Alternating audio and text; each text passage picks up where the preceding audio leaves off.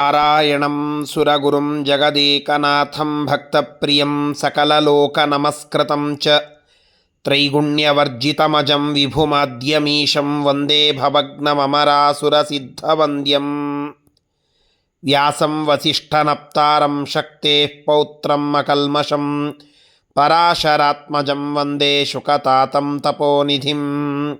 ಶ್ರೀಗುರುಭ್ಯೋ ನಮಃ. ಹರಿ ಓಂ.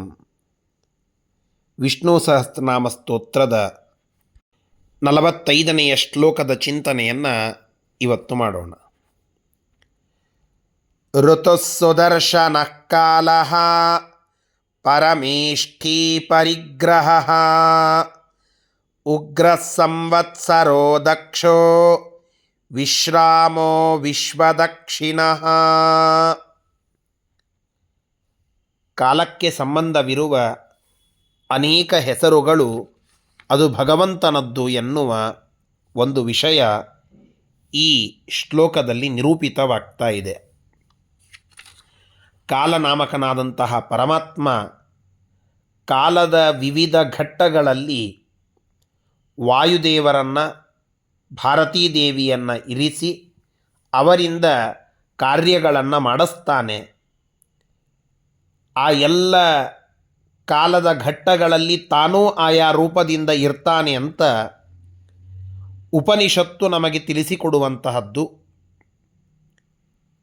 ಷಟ್ರಶ್ನೋಪನಿಷತ್ತಿನಲ್ಲಿ ನಾವು ತಿಳಿದುಕೊಳ್ಳುವಂತಹ ಪ್ರಮೇಯಗಳಲ್ಲಿ ಭಗವಂತ ಕಾಲದ ವಿವಿಧ ಘಟ್ಟಗಳಲ್ಲಿ ಆಯಾ ಹೆಸರಿನಿಂದ ಇರುವಂತಹದ್ದು ಉಲ್ಲೇಖಿತವಾಗ್ತದೆ. ಹಾಗೆ ಋತುಹು ಅಂದರೆ ಆ ಕಾಲಚಕ್ರಕ್ಕೆ ಋತು ಅಂತ ಕರಿತೇವೆ. ಒಂದು ಸಂವತ್ಸರದಲ್ಲಿ 6 ಋತುಗಳನ್ನು ನಾವು ನೋಡುತ್ತೇವೆ. ವಸಂತ ಋತು, ಗ್ರೀಷ್ಮ ಋತು, ವರ್ಷಾ ಋತು, ಶರದೃತು, ಹೇಮಂತ ಋತು, ಶಿಶಿರ ಋತು ಅಂತ. ಇಲ್ಲಿ ಹಿಮವನ್ನು ಕೊಡುವಂತಹ ಹೇಮಂತ, ನಮಗೆ ಥಂಡಿಯನ್ನು ತರುವಂತಹ ಶಿಶಿರ, ಅವೆರಡನ್ನು ಒಟ್ಟುಗೂಡಿಸಿದರೆ 5 ಆಗ್ತವೆ. ಆ 5 ಋತುಗಳಲ್ಲಿ ಪರಮಾತ್ಮ ಸ್ವತಃ ತಾನೇ ಇದ್ದು ಋತು ಅನ್ನುವ ಹೆಸರಿನಿಂದ ಖ್ಯಾತನಾಗ್ತಾನೆ ಎಂಬುದಾಗಿ ನಾವು ತಿಳಿದುಕೊಳ್ಳುವಂತಹದ್ದು.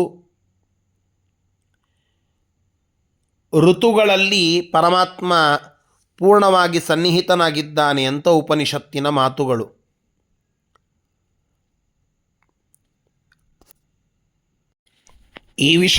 ಈ ವಿಷಯವನ್ನು ನಮಗೆ ಷಟ್ರಶ್ನೋಪನಿಷತ್ ಭಾಷ್ಯ ತಿಳಿಸುವಾಗ ಅಲ್ಲಿ ಉಪನಿಷತ್ತಿನ ಮಾತು ಬರುತ್ತದೆ. ಪಂಚಪಾದಂ ಪಿತರಂ ದ್ವಾದಶಾಕೃತಿಂ ದಿವ ಆಹುಹು ಪರೇ ಅರ್ಧೇ ಪುರೀಷಿಣಂ ಅಥೇಮೆ ಅನ್ಯ ಉಪರೆ ವಿಚಕ್ಷಣಂ ಸಪ್ತಚಕ್ರೆ. ಈ ರೀತಿಯಾಗಿ ಅಲ್ಲಿ ಪಂಚಪಾದಂ ಅನ್ನುವಂತಹ ಮಾತಿನಲ್ಲಿ 5 ಋತುಗಳ ಅಭಿಮಾನಿ ದೇವತೆಗಳೇ ಆದಿತ್ಯನಿಗೆ ಪ್ರತಿಬಿಂಬರಾಗ್ತಾರೆ. ಆ ಆದಿತ್ಯ ಮಂಡಲದಲ್ಲಿ ಭಗವಂತ ಇದ್ದು ತಾನು ಆ ಎಲ್ಲ ಋತುಗಳಿಗೆ ಒಡೆಯನಾಗಿದ್ದಾನೆ ಎಂಬುವ ಒಂದು ಸಂಕ್ಷಿಪ್ತವಾದ ಅರ್ಥ ಇಲ್ಲಿ ನಾವು ತಿಳಿದುಕೊಳ್ಳಬಹುದು. ಅಂತೂ ಋತು ಅನ್ನುವಂತಹ ಶಬ್ದ ಆ ಋತುಗಳಲ್ಲಿ ಅಂತರ್ಯಾಮಿಯಾಗಿದ್ದು ಅಲ್ಲಿಯಾಗುವ ಉಷ್ಣತೆ, ಮಳೆ, ಚಳಿ, ಬೆಳೆ ಇವೆಲ್ಲ ವೈವಿಧ್ಯಕ್ಕೆ ಕಾರಣ ಭಗವಂತನೇ. ಆದ್ದರಿಂದ ಭಗವಂತನನ್ನು ಋತು ಅಂತ ಕರೀತಾರೆ. ಸುದರ್ಶನ, ಕೈಯಲ್ಲಿ ಸುದರ್ಶನ ಚಕ್ರವನ್ನು ಹಿಡಿದಿದ್ದಾನೆ ಅನ್ನುವುದಕ್ಕಾಗಿ ಪರಮಾತ್ಮನನ್ನು ಸುದರ್ಶನ ಅಂತ ಕರೀತಾರೆ. ಪರಮಾತ್ಮನ ನೋಟ, ದರ್ಶನ ಅಂದರೆ ಕಣ್ಣು, ಅದು ಶ್ರೇಷ್ಠವಾಗಿ ಇದೆ. ಚೆಲುವಾದ ನೋಟ ಅದು ಭಗವಂತನದ್ದು. ಆದ್ದರಿಂದ ಸುದರ್ಶನ. ಭಗವಂತನ ಕುರಿತಾದ ಶಾಸ್ತ್ರಗಳು, ದರ್ಶನ ಅನ್ನೋದಕ್ಕೆ ಶಾಸ್ತ್ರ ಅಂತ ಇನ್ನೊಂದರ್ಥ. ಅದು ಅದು ಪರಮ ಪವಿತ್ರವಾಗಿ ಇದೆ. ಆದ್ದರಿಂದ ಪವಿತ್ರವಾದ ದರ್ಶನ ಶಾಸ್ತ್ರಗಳಿಗೆ ವಸ್ತು. ಆದ್ದರಿಂದ ಭಗವಂತನನ್ನು ಸುದರ್ಶನ ಅಂತ ಕರೀತಾರೆ. ಭಗವಂತ ಕಾಲ ಅಂತ ಹೆಸರುವಾಸಿ. ಕಾಲೋಸ್ಮಿ ಲೋಕಕ್ಷಯಕೃತ್ ಪ್ರವೃದ್ಧೋ ಲೋಕಾನ್ ಸಮಾಹರ್ತುಮಿಹ ಪ್ರವೃತ್ತ ಅಂತ ಕೃಷ್ಣ ಗೀತೆಯಲ್ಲಿ ಹೇಳುವಂತಹ ಮಾತು. ಲೋಕಗಳನ್ನು ಕ್ಷಯಕೃತ, ಅವುಗಳನ್ನು ಕ್ಷಯ ಮಾಡಲಿಕ್ಕೆ ಬೆಳೆದು ನಿಂತಹ ಕಾಲಪುರುಷ ಅದು ನಾನೇ ಅಂತ ಭಗವಂತ ಸ್ವಯಂ ಹೇಳಿದ್ದಾನೆ. ಹೀಗಾಗಿ ಕಾಲ ಇದು ಭಗವಂತನ ಒಂದು ಹೆಸರು. ಕಾಲನಾಮಕನಾಗಿದ್ದಾನೆ, ಕಾಲದ ವಿವಿಧ ಘಟ್ಟಗಳ ನಿಯಂತ್ರಕನಾಗಿದ್ದಾನೆ. ಅದು ಭಗವಂತನಿಗೆ ಇರುವಂತಹ ಒಂದು ಹೆಸರು. ಇನ್ನೊಂದಿದೆ, ಕಲ ಅನ್ನುವ ಒಂದು ಧಾತು. ಆ ಧಾತುವಿನಿಂದ ಕಾಲ ಅನ್ನುವ ಶಬ್ದ ಬಂದಿದೆ. ಕಲ ಅಂದರೆ ಕಲಯತು ಕುಶಲಂ ಅಂತ ನಾವು ಕೇಳುತ್ತೇವಲ್ಲ, ನಮಗೆ ಕೊಡುವುದು, ಅನುಗ್ರಹಿಸುವುದು, ಇದಕ್ಕೆ ಕಲ ಅಂತ ಕರೀತೇವೆ. ಅನೇಕ ಅರ್ಥಗಳುಂಟು. ಕಲ ಅಂದರೆ ಕಲಯ, ನಮಗೆ ಕೊಡುವಂತಹದ್ದು ಅನ್ನುವ ಅರ್ಥ. ಭಗವಂತ ಸಜ್ಜನರಿಗೆ ಸಕಲ ಗುಣಗಳನ್ನು, ಅವರ ಯೋಗ್ಯತಾನುಸಾರವಾದ ಎಲ್ಲ ಗುಣಗಳನ್ನು ಕೊಡುವನು, ಅನುಗ್ರಹಿಸುವನು. ಆದ್ದರಿಂದ ಅವನು ಕಾಲ ಅನ್ನುವ ಹೆಸರಿನಿಂದ ಪ್ರಖ್ಯಾತನಾಗಿದ್ದಾನೆ. ಹೀಗೆ ಕಾಲನಾದ ಪರಮಾತ್ಮ ಇಲ್ಲಿ ಕಾಲೋಸ್ಮಿ ಲೋಕಕ್ಷಯಕೃತ ಅಂತನ್ನುವಂತೆ ಸರ್ವಸಂಹಾರಕನಾದ ಭಗವಂತ, ಕಾಲ ನಿಯಾಮಕನಾದಂಥವನು, ಕಾಲ ಅಂತನ್ನುವ ಹೆಸರಿನಿಂದ ಪ್ರಖ್ಯಾತನಾಗಿದ್ದಾನೆ. ಪರಮೇಷ್ಟಿ, ಪರಮದಲ್ಲಿ ಷ್ಟಿ ಇರುವವನು, ಶ್ರೇಷ್ಠವಾದದ್ದರಲ್ಲಿ ಎಲ್ಲದರಲ್ಲಿ ಇದ್ದಾನೆ. ಜಗತ್ತಿನಲ್ಲಿ ಪರಮ ವಸ್ತುಗಳು ಅಂತ ಯಾವ್ಯಾವ ಇವೆಯೋ ಅವುಗಳಿಗೆಲ್ಲ ಪಾರಮ್ಯ ಕೊಟ್ಟದ್ದು ಭಗವಂತನ ಸನ್ನಿಧಾನ. ಹೀಗಾಗಿ ಆ ಎಲ್ಲ ಶ್ರೇಷ್ಠ ವಸ್ತುಗಳಿಗೆ ಪಾರಮ್ಯ. ಇವತ್ತು ಋಷಿ ಪಂಚಿಮೆ, ಋಷಿಗಳನ್ನೆಲ್ಲ ಸ್ಮರಣೆ ಮಾಡಿರುತ್ತೇವೆ. ಆ ಎಲ್ಲ ಋಷಿಗಳ ಪಾರಮ್ಯ, ಅದಕ್ಕೆ ಕಾರಣ ಆ ಋಷಿಗಳಲ್ಲಿ ನೆಲೆ ನಿಂತಿರುವಂತಹ ಭಗವಂತ. ಹೀಗಾಗಿ ಪರಮೇಷ್ಠಿ ಅಂದರೆ ಪರಮರಾದ ವ್ಯಕ್ತಿಗಳಲ್ಲಿ, ಪರಮವಾದ ವಸ್ತುಗಳಲ್ಲಿ ತಾನೇ ಸ್ಥಿತನಾದಂಥವನು. ಇನ್ನೊಂದು ಪರಮ ಅಂತಂದರೆ ವೈಕುಂಠ ಅಂತರ್ಥ. ಯಾಕಂದರೆ ಲೋಕಗಳಲ್ಲೆಲ್ಲ ಪರಮ ಶ್ರೇಷ್ಠವಾದದ್ದು ಅದು ವೈಕುಂಠ. ಪರಮ ನಿತ್ಯಲೋಕವಾದ ವೈಕುಂಠ ಅಂತ, ಅದರಲ್ಲಿ ಷ್ಠಿ ನಿವಾಸ ಭಗವಂತ ಪರಮೇಷ್ಠಿ ಅಂತ ಅನ್ನಿಸಿಕೊಳ್ಳುತ್ತಾನೆ. ಹೀಗೆ ಅನೇಕ ಅರ್ಥಗಳನ್ನು ನಾವು ತಿಳಿದುಕೊಳ್ಳಬಹುದಾಗಿದೆ. ನಮ್ಮ ಹೃತ್ಕಮಲದಲ್ಲಿ ಇರುವಂಥವನು ಪರಮಶ್ರೇಷ್ಠನಾಗಿ ಪರಮ ವಸ್ತುಗಳಲ್ಲಿ ಷ್ಠಿ ನೆಲೆ ನಿಂತವನು ಪರಮಾತ್ಮ. ಆದ್ದರಿಂದ ಪರಮೇಷ್ಠಿ. ಪರಿಗ್ರಹ, ಪರಿತಃ ಗೃಹ್ಯತೆ ಇತಿ ಪರಿಗ್ರಹ. ನಾವು ಮಾಡುವಂತಹ ಪೂಜೆಗಳು ಅದು ಬೇರೆ ಬೇರೆ ದೇವತೆಗಳಿಗಿದ್ದರೂ ಕೂಡ ಅದು ಒಟ್ಟಿನಲ್ಲಿ ಕೊನೆಯಲ್ಲಿ ಹೋಗಿ ಮುಟ್ಟುವುದು ಪರಮಾತ್ಮನನ್ನೇ. ಆಕಾಶಾತ್ ಪತಿತಂ ತೋಯಂ, ಆಕಾಶದಿಂದ ಮಳೆ ಹನಿಗಳು ಬೀಳುತ್ತವೆ, ಅದು ಭೂಮಿಗೆ ಬೀಳುತ್ತದೆ. ಏನೇ ಬಿದ್ದರೂ ಅದು ಎಲ್ಲ ಒಟ್ಟಿಗೆ ಕೊನೆಯಲ್ಲಿ ಹೋಗೋದು ಸಾಗರ, ಆ ಸಮುದ್ರವನ್ನು ಸೇರುತ್ತದೆ. ಸರ್ವದೇವ ನಮಸ್ಕಾರ, ಎಲ್ಲ ದೇವತೆಗಳ ಕುರಿತು ನೀವೇನು ಪೂಜೆ ಮಾಡುತ್ತೀರೋ ಇದು ಹಾಗೆ. ಆ ಎಲ್ಲ ದೇವತೆಗಳ ಪೂಜೆ ಕೊನೆಯಲ್ಲಿ ಪರಿತಃ ಗೃಹ್ಯತಿ, ಎಲ್ಲ ಕಡೆಗೆ ಜ್ಞಾನಿಗಳ ಭಕ್ತರ ಉಪಾಸ್ಯ ಮೂರ್ತಿಯದು ಪರಮಾತ್ಮನೇ. ನೀವು ಯಾರನ್ನೇ ಪೂಜೆ ಮಾಡಿದ್ರೂ ಅದು ಅಂತರ್ಯಾಮಿತ್ವೇನ ಸೇರುವುದು ಭಗವಂತನಿಗೇನೆ. ಆದ್ದರಿಂದ ಪರಿತಃ ಗೃಹ್ಯತೆ ಇತಿ ಪರಿಗ್ರಹ. ಪರಿಗ್ರಹ ಅನ್ನೋದಕ್ಕೆ ಪರಿವಾರ ಅಂತ ಅರ್ಥ. ಭಗವಂತ ನಮ್ಮ ಮೇಲೆ ಅನುಗ್ರಹಿಸಿದರೆ ತನ್ನ ಪರಿವಾರದಲ್ಲಿ, ವಿಷ್ಣು ಭಕ್ತರ ಪರಿವಾರದಲ್ಲಿ ನಮ್ಮನ್ನು ಸೇರಿಸಿಕೊಳ್ಳುತ್ತಾನೆ. ಆದ್ದರಿಂದ ಪರಿಗ್ರಹ ಅಂತ. ಪರಮೇಷ್ಠಿ ಪರಿಗ್ರಹ. ಉಗ್ರಹ, ಉಗ್ರ ಅನ್ನೋದು ನರಸಿಂಹದೇವರ ಹೆಸರು.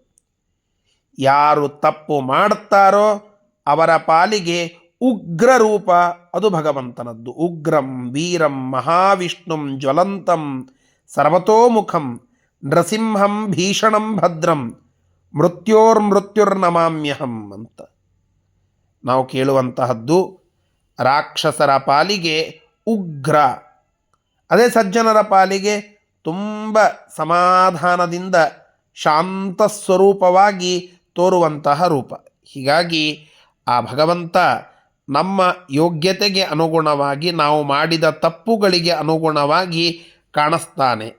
ಅವನ ಉಗ್ರತ್ವ ಅದನ್ನು ಯಾರೂ ರಿಸೆಂಬಲೆನ್ಸನ್ನು ತೋರಿಸ್ಲಿಕ್ಕೆ ಆಗೋದಿಲ್ಲ, ಇದು ಹೀಗೇ ಇದೆ ಅಂತ ಹೇಳಿ. ಅಷ್ಟು ಉಗ್ರವಾದ ರೂಪ, ಪ್ರಳಯಾಂತಕವಾದ ಉಗ್ರರೂಪ. ಆ ಭಗವಂತನ ಸಿಂಹರೂಪದ ವರ್ಣನೆಯನ್ನು ಮಾಡುವ ದಾಸರ ಪದಗಳಲ್ಲಿ ನಾವು ಕೇಳುತ್ತೇವೆ. ಬೇರೆ ಬೇರೆ ಸ್ತೋತ್ರ ಶ್ಲೋಕಗಳಲ್ಲಿ ನಾವು ಕೇಳುತ್ತೇವೆ. ಚಟ ಚಟ ಚಟ ದೂರಂ ಮೋಹಯ ಭ್ರಾಮಯಾನಿನ್ ಕಡಿ ಕಡಿ ಕಡಿಕಾಯಂ ಜ್ವಾರಯ ಸ್ಫೋಟಯಸ್ವ ಜಹಿ ಜಹಿ ಜಹಿ ವೇಗಂ ಶಾಸ್ತ್ರವಂ ಸಾನುಬಂಧಂ ದಹ ದಹ ನರಸಿಂಹ. ಪರಮಾತ್ಮನ ವರ್ಣನೆಯನ್ನು, ನರಸಿಂಹರೂಪದ ವರ್ಣನೆಯನ್ನು ಮಾಡುವಾಗ ಹೇಳುತ್ತಾರಲ್ಲ, ದಹ ದಹ ನರಸಿಂಹ ಸಹ್ಯ ವೀರ್ಯಾಹಿತಮ್ಮೆ ಅಂತ. ಅಂತಹ ಪರಮಾತ್ಮನ ವಿಶಿಷ್ಟವಾದ ಉಗ್ರವಾದ ರೂಪ.